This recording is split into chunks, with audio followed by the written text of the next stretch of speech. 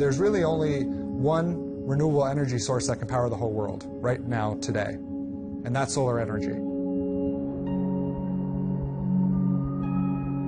There's more than enough solar energy hitting the Earth to power the Earth many times over.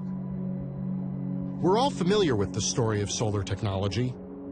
Limitless potential, somewhat disappointing results. One of the big hurdles is where to put it. In the places where we most need power, there isn't a lot of space for big, heavy, opaque panels. Of course, if you could make solar cells thin, light, and transparent, you could put them almost anywhere.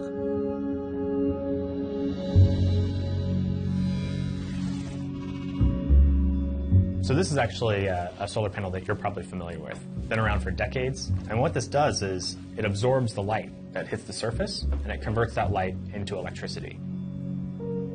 So here's an example of a transparent version. So this is a transparent solar cell. Yeah. You may.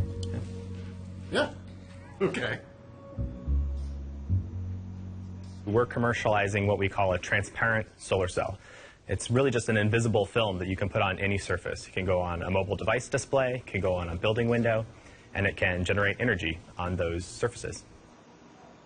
Our vision was really that we want to integrate solar technology into the products and surfaces we interact with every day. The idea of transparency kind of has risen to the top as something that seems to have a lot of value for a wide range of applications.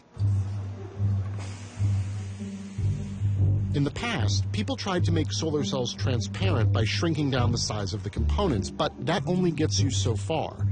Ubiquitous figured out that the key to a truly transparent solar cell isn't the size of the parts you use, but the kind of light you're trying to absorb.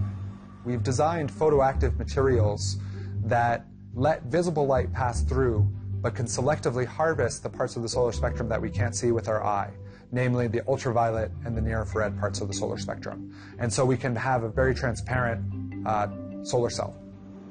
You're not capturing the visible light. Presumably that is affecting the efficiency of the panel to some degree.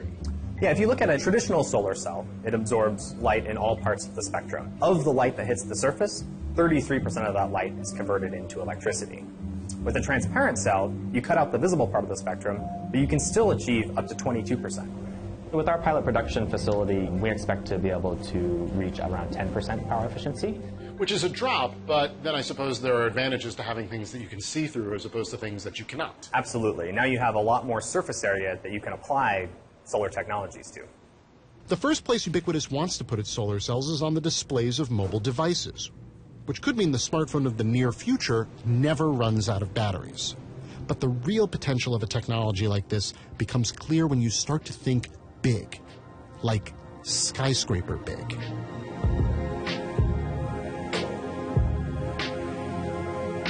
Currently, there's a huge amount of surface area on the vertical space of buildings that's unused for energy harvesting. Utilizing transparent solar cells to convert those windows into solar panels is a way to utilize that surface area for energy generation. So now you're not just constrained to these types of devices on the roof, you can actually use the vertical area of the buildings as well.